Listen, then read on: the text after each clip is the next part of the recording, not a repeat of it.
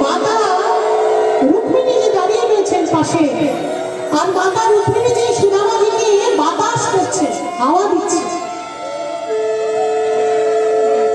সুদামাজিকে সুদামার মতো এমন ব্রাহ্মণ যার অঙ্গে যার পরনে কিছু নেই, ফাটা জামা, নোংরা জামা, সেই জামা সেই পোশাক পরে আছে, যে সেই সুদামাজিকে স্বয়ং সাক্ষাৎ ভগবান তিনি সেবা করছেন।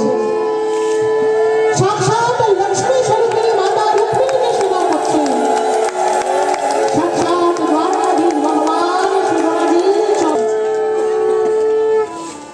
ভগবান সুদামাজিকে বলছে, বলছে হ্যাঁ আমি বিবাহ করেছি, আমার সন্তানাদিও আছে। আচ্ছা মিত্র, সুদামাজি কৃষ্ণকে জিজ্ঞাসা করছেন, মিত্র তুমি বিবাহ করেছো? ভগবান তখন হাসছে, আর যেই বলেছেন বিবাহ করেছো তুমি, তখন ভগবানের যে পত্নীরা রয়েছেন তারা একে একে একে একে এসে সকলে দাঁড়িয়েছে, আর ভগবান সকলকে পরিচয় করিয়ে দিচ্ছেন, আর সকলে এসে সুদামাজিকে চরণ ধরে প্রণাম করছেন। সুদামাজিকে প্রণাম করছেন, সুদামাজি হাত তুলে দাঁড়িয়ে আশীর্বাদ করেই যাচ্ছেন, করেই যাচ্ছেন, করেই যাচ্ছেন, করেই যাচ্ছেন। ভগবানের পত্নীগণ এসে প্রণাম করেই যাচ্ছেন, করেই যাচ্ছেন। ভগবানের তো একটা পত্নী, অনেক পত্নী। সুদামাজি বলছেন, বাবা মিত্র আসে পাশে গিয়ে কানে কানে বলছেন, আর কত গো, আর কতক্ষণ ধরে হাত তুলে দাঁড়িয়ে থাকবো, আমার যে এবার হাত ব্যথা হয়ে গেছে। ভগবান মৃদু মৃদু হাসছে। বিনোদের কথা, মিত্রের সঙ্গে মিত্রের বিনোদের কথা। সুদামাজি তাকে ভগবান সেবা করে তার পাশে বসেছেন, তার চরণের তলায় ভগবান বসেছেন। সুদামাজিকে জিজ্ঞাসা করছে, হ্যাঁ সুদামা, বছর বাদে আমার সঙ্গে দেখা করতে এসেছ, তো আমার বৌদি তোমার জন্য, আমার জন্য তোমাকে তোমার হাতে কি পাঠিয়েছে? সুদামাজি লজ্জায় পালন করতে,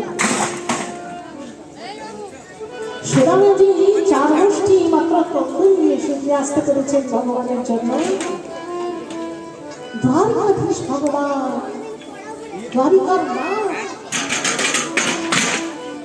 রাজবেশধারী ভগবান তার অমর ঐশ্বর্য দেখে সুদামাজির লজ্জা হচ্ছে, দিতে চাইছে। সুদামা অন্যের জিনিস, অন্যের সম্পদ, অন্যের বস্তু কখনো নিজের মনে করে গ্রহণ করে নিতে নেই, তাতে অপরাধ হয়। আর তাতে শ্রী রাধা প্রতিনিধি দেখছেন 4 মুষ্টি তণ্ডুল, ভগবান সেই 4 মুষ্টি তণ্ডুলের মধ্যে থেকে 1 মুষ্টি তুলে নিয়ে নিজের মুখে করে দিয়েছেন, আর বলছেন আহা হা হা, কি সুস্বাদু, কি সুস্বাদু, কি সুস্বাদু।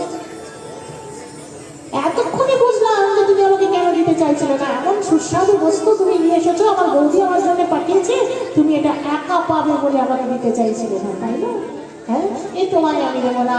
1 মুষ্টি তুলে মুখে পড়েছেন, যেই ভগবান আর 1 মুষ্টি তুলে মুখে পড়তে যাবেন, সঙ্গে সঙ্গে রুক্মিণী দেবী হাত ধরে নিয়েছেন। রুক্মিণী দেবী হাত ধরে নিয়েছেন, বলছেন কি করছো, কি করছো, কি করছো? হে প্রভু, হে নাথ, আপনি কি করছেন? 1 মুষ্টি আপনি সুদামার থেকে গ্রহণ করেছেন, আর তার বিনিময়ে আপনি সুদামা, সেটা সুদামা জানে না, সেটা মাতা রুক্মিণী দেবী জানেন, কারণ তিনি লক্ষ্মী স্বয়ং সুদামাজিকে ভগবান ভরিয়ে দিয়েছেন।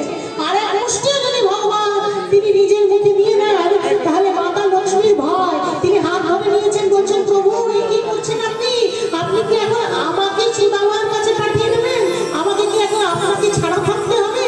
অর্থাৎ ভগবান যদি আর 1 মুষ্টি গ্রহণ করে নেন, তাহলে মাতা লক্ষ্মীকে দিয়ে সুদামার ঘরে থাকতে হবে। ভগবানকে ছেড়ে মাতা লক্ষ্মী বলছেন, প্রভু আমি তো আপনাকে ছাড়া আমি থাকতে পারবো না, তাই আপনি আর গ্রহণ করবেন না। যা ভগবান ভোজন করানোর পর রুক্মিণীজি যে সজ্জা, সেই সজ্জায় সুদামাজিকে বিশ্রাম করতে দিলেন। মাতা রুক্মিণীর সেই বিলাসবহুল সজ্জা রত্ন দিয়ে খচিত সেই সজ্জা, সেখানে সুদামাজি শুয়ে রয়েছেন, বিশ্রাম করছেন। দেবী দেখুন একটা ভগবানের যা পোশাক, সেই রাজ পোশাক ভগবান সুদামাজিকে দিয়েছেন পরিধান করবার জন্য। সুদামাজির পোশাক খুলে ভগবানের রাজ পোশাক ভগবান সুদামাজিকে পরিয়েছেন। সুদামাজি বিশ্রাম করছেন, ঘুমিয়ে আছে। যখন ঘুম ভেঙেছে, সুদামাজি ভগবানকে বলছেন, মিত্র সাক্ষাৎকার হলো, এবার তো আমাকে বিদায় নিতে হবে, বিদায় নেওয়ার সময় হয়ে গেছে। আজ সুদামাজি বিদায় নেবেন বলে প্রস্তুত হচ্ছে। যখন বিদায় নিয়ে সুদামাজি চলে যাচ্ছেন, তখন ভগবান সুদামাকে ডাকছে, সুদামা শোনো। সুদামা বলছেন, বলো কি বলছো? সুদামা, আমার যে পোশাকটা পরেছ, সেই পোশাকটা খুলে যাও, এটা তো আমার পোশাক। তা তুমি তোমার পোশাক পরে এসেছিলে, তোমার পোশাক পরেই তো তোমাকে যেতে হবে, আমার পোশাকটা খুলে দিয়ে যাও। সুদামাজি বলছে, ঠিক বলেছো মিত্র, আমাকে তো আমার। এবার তিনি নিজের কুঠিরের দিকে উদ্দেশ্যে আবার গমন করবেন। ভগবান সুদামাজির থেকে নিজের পোশাক কেন খুলে নিলেন? কারণ সুদামাজি মর্যাদায় যেন কোনো আঘাত না লাগে, সেই কারণে। জগতের লোক যেন কখনো না বলে সুদামাজিকে যে সুদামা এসেছে তার মিত্রের কাছে, আর মিত্রের কাছ থেকে এত দাম সম্পদ সবকিছু নিয়ে গেছে। আর সুদামাজির মর্যাদা প্রদানের জন্য ভক্ত